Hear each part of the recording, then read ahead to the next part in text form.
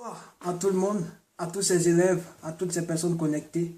Christian Kofi, toujours ravi de vous faire face afin de vous prêcher la connaissance. Mais aujourd'hui, mon sourire n'est pas anodin. Mon sourire est en rapport avec le thème que je vais évoquer. C'est un thème à polémique.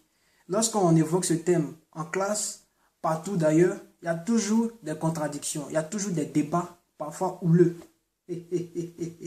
Ce n'est rien d'autre que le thème de la religion. Moi, c'est pas parce que je maîtrise ce thème, quel qu'il soit, mais c'est un thème vraiment, il faut le dire, c'est un thème à polémique. Qu'est-ce que c'est que la religion? Alors, la religion peut se définir du point de vue philosophique comme un ensemble de cultes ou pratiques voués à une ou plusieurs divinités.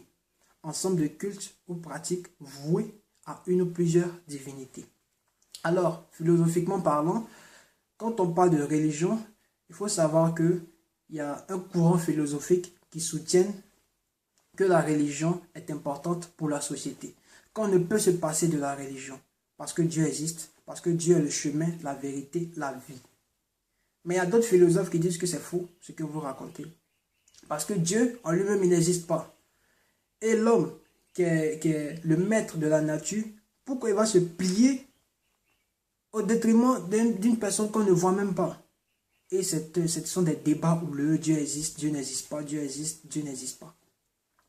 Voilà. Ce qu'il faut retenir, c'est que d'une part, la religion est source d'aliénation. Parce que la religion, entre autres, abattit l'être humain. Comment quelqu'un peut avoir un salaire peut-être de 1 million de francs CFA ou bien 1 million d'euros et aller donner tout à un pasteur quand même? Mais comment il va manger? Comment il va se débrouiller? Comment il va s'en sortir? Il y a problème. Il y a péril dans la demeure. La religion, de ce fait-là, est source d'aliénation. Mais Dieu, qui a déjà vu Dieu? On a vu des caricatures, on a vu le visage de personnes, de Jésus et consorts. Mais qui a déjà vu véritablement Dieu? Il y a un doute qui subsiste. Et là, il y a des philosophes qui estiment que Dieu n'existe pas. Et la religion est source d'aliénation. Au lieu de chercher à pouvoir travailler, au lieu de chercher à pouvoir s'en sortir, on confie tout à Dieu et nous on est là à attendre les bénédictions soi-disant. Dieu est mort pour que vive le surhomme, l'a dit Nietzsche, grand philosophe allemand. Alors, face à ces courants, face à ces pensées, il y a d'autres auteurs qui estiment qu'effectivement Dieu existe. Il y a Blaise Pascal qui dit que l'existence de Dieu ne se prouve pas, mais l'existence de Dieu s'éprouve. Voilà. Il y a aussi d'autres auteurs comme Auguste Comte qui vont dire que psychologiquement, la religion peut aider. La religion est un remède psychologique. Quand on traverse des moments difficiles, quand on n'arrive pas à arriver à bon port, quand on n'arrive pas à joindre les deux bouts, la religion aide psychologiquement. On dit mon frère, ma soeur, garde espoir, ça va aller, car avec Dieu, il faut être patient. Et le deuxième nom de Dieu, c'est le temps. Je vais vous raconter une petite histoire concernant la religion.